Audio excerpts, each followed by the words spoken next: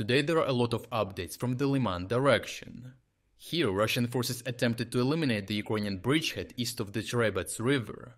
Meanwhile, Ukrainians are fiercely countering these assaults with relentless drone strikes and powerful artillery barrages, and even started gaining more ground. As stated in the previous report, Russian forces had exhausted their combat capabilities during their costly attempts to cross the river and attack Liman, forcing Russians to enter a period of reorganization.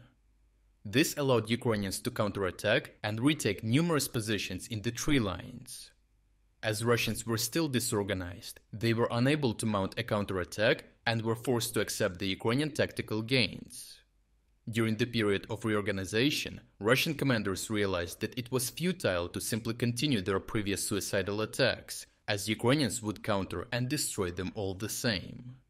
Therefore, Russian commanders devised a strategy in an attempt to finally break through and collapse the Ukrainian bridgehead on the eastern bank of the river.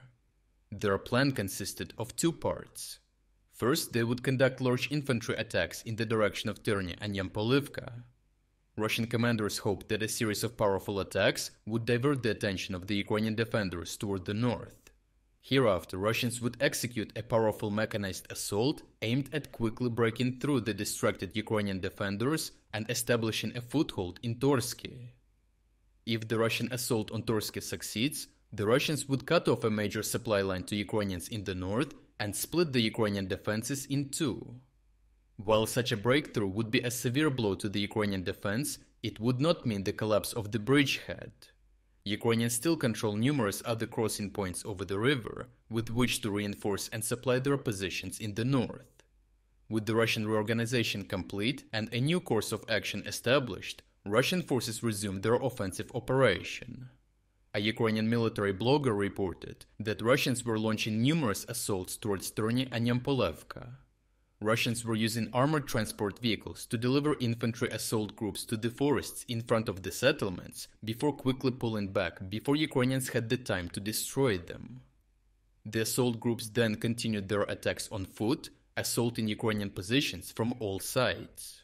Ukrainian soldiers active in the area reported that the fighting here was intense and that they had inflicted high casualties on Russian forces. The soldiers stated that Russian forces were able to capture two positions during these heavy clashes, but that the Russian assault overall was a failure, as they had destroyed numerous Russian assault groups. Ukrainian drone operators then released geolocated footage showing how they were attacking Russian infantry in the forests and tree lines with drone drop grenades. The drone operators stated that their main goal was to inflict maximum losses on the enemy and to leave the Ukrainian infantry as little work to do as possible. After these assaults, Russians launched a series of mechanized assaults in the direction of Torska, with a total of 10 armored vehicles and a high amount of infantry. The first assault was launched early in the morning and consisted of 3 armored personnel carriers and 2 tanks. Already on the approach, the Russian assault group came under heavy fire from Ukrainian artillery crews. When the Russian assault group reached an opening between the tree lines, it became apparent that Ukrainians had mined this choke point with anti-tank mines, creating a kill zone. In the first assault, Russian armored vehicles were able to pass over these mines with mine rollers but were destroyed in the fields by Ukrainian artillery. Later, assault groups got stuck in this choke point, as Ukrainians managed to destroy a Russian vehicle here with artillery, blocking the path for those behind it. The footage then shows how the rest of the Russian armored vehicles came under a massive artillery barrage, even leading some vehicles to attempt to cross the mines to no avail. Russian infantry that had dismounted started to flee, as they were too far removed from Ukrainian lines to continue their attack and were destroyed by Ukrainian cluster munitions. Ukrainian fighters in the area reported that all Russian armored vehicles were equipped with electronic warfare systems meant to combat the Ukrainian drone capabilities. Unfortunately for Russians, Ukrainians have been receiving a large amount of artillery shells, with which they were able to destroy the Russian mechanized assault. Additionally, the President of Ukraine, Volodymyr Zelensky, recently stated that for the first time during the war, no Ukrainian brigades reported a lack of artillery shells. The arrival of US military aid has the prospect of turning into a new phase in the war. With a sufficient supply of artillery shells, Ukrainians will no longer be overly dependent on drones. While Ukrainian drones have proven themselves to be highly effective in this war, they are unable to completely replace an extensive artillery barrage, as seen with this recent failed Russian assault. Similarly, Russians have focused their tactics on combating Ukrainian drone capabilities with developments such as widespread electronic warfare systems and the famed turtle tanks. These new Russian tactics are reasonably effective against Ukrainian drones, but stand no chance against a well-placed artillery shell. It is important to note that before the 6-month hold-up in military aid, Ukrainians were winning the counter-battery war, as geolocated satellite footage shows that Russian stockpiles of artillery guns were draining quickly.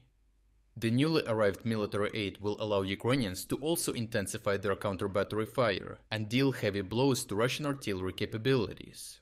Overall, the two-pronged Russian operation to break through Ukrainian lines and dismantle the Ukrainian bridgehead failed. In the north, Ukrainians managed to hold the Russians at bay, demolishing the newly captured Russian positions with drone-dropped grenades, returning them into the gray zone. In the south, Russians counted on their electronic warfare capabilities to bypass Ukrainian drones, but were met by an overwhelming artillery barrage, as Ukrainians no longer suffer from a shortage of artillery shells. An increase in artillery capabilities will allow Ukrainians to better combat the Russian offensive operations and help usher in a new phase in the war under the combined firepower of Ukrainian artillery and drones. If you're against the invasion of Ukraine and you want to support the work that I am doing, consider making a purchase in the online store UA Supporter. Here you can find a lot of products with Ukrainian symbols to not only show your support for this channel, but also for Ukraine. The link to the online store is in the description. Thank you for watching this report, and I will see you in the next one.